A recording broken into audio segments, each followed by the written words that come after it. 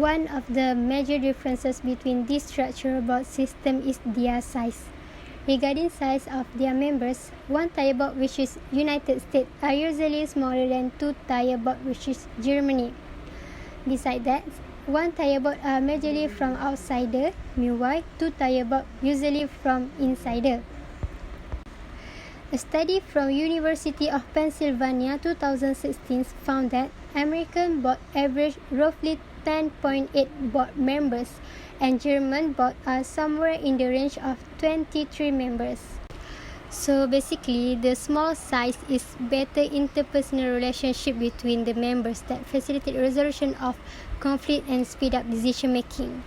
Meanwhile, in larger size, according to Coleman and BP 2006, larger boards are an effective performance due to larger board having a range of expertise to help giving advice for decision making. However, in 2007, Kang claims that larger boards suffer from an ineffective decision making process because the larger the board, the harder it is to reach consensus on drastic corporate strategies. Another comparison of one-tier and two-tier board is in terms of the composition.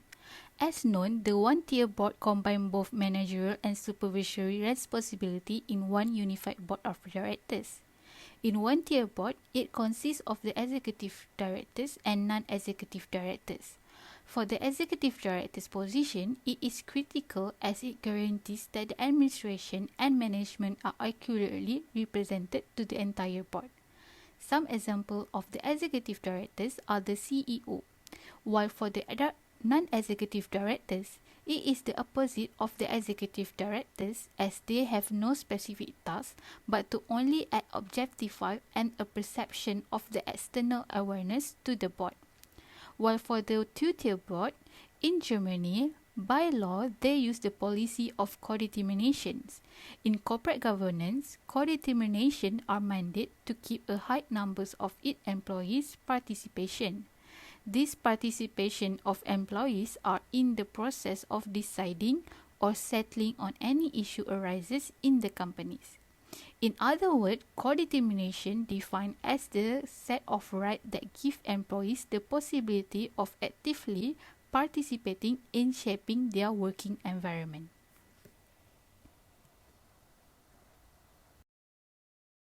Lastly, the third differences between one-tier board and two-tier board is through their duties. One-tier board is a model in which the board of directors serve as a corporate entity that is unanimously named. It is also known as a unitary board of directors. It consists of both executive and non-executive directors who are chosen to work together for the company's long-term financial benefit. Hence, it makes decisions as unified group because both executive and the non-executive director remain on the same board. For example, executive director which have direct relationship with the organization responsible for the company's management decision. They are responsible to manage the organization on a regular basis. Next, non-executive director who does not have a direct relationship with the company or its management fulfill the duties of supervision and control. They are responsible to supervise management strategies, choices and conduct. This is because they have experience, skills and ability to have impartial observation. Next, the two-tier board. It categorized into two, which is management board and also supervisory board. According to Block 2016, in Germany, the management board is entirely made up of non-independent executive with one executive appointed as chairman or spokesperson. It is responsible for administration position, handles the workforce, coordinate projects and oversee the company's strategic focus.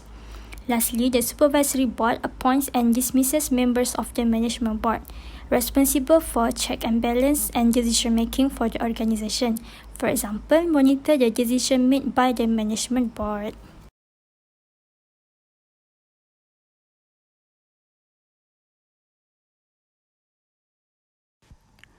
In some cases, two is better than one. However, that is not necessarily the reality of two-tier board structure. One of the challenges of two-tier board structure is the added bureaucracy and slower decision-making. According to Zellweger, a professor of the University of St. Gallen in Switzerland, highlights that this happened due to the existence of bureaucracy, between supervisory board and management board. The bureaucracy will cause a red tape as decisions have to go through the board and making the organizational structure to be too inflexible.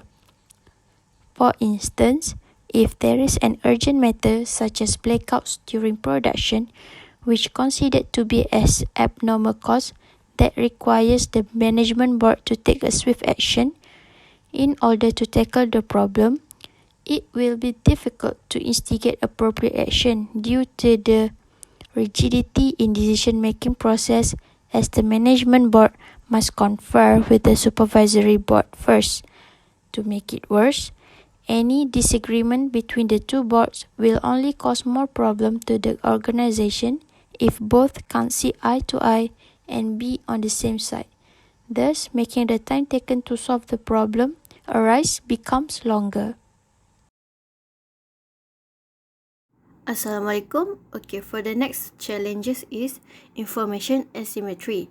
It is the lack of insider business knowledge and is one issue caused by the remoteness of the independent supervisory board. It is harder to understand, effectively interpret and respond independently to management measure if the board does not present and understand economic condition and alternative. The hiring of a past management members is another choice to ensure information about the company.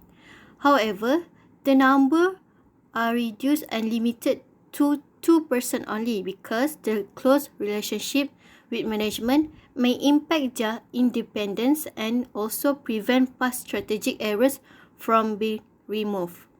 So as we can see, the asymmetry in information is much worse if the supervisory board is exclusively relying on the management as an information source. So it is assumed that the management processes all details and it confusing with their own opinion on what should be highlighted or even published. So due to the lack of knowledge, there is an increase of inefficient power. However, it eliminates information asymmetry by the ability of the supervisory board to review any business document in person.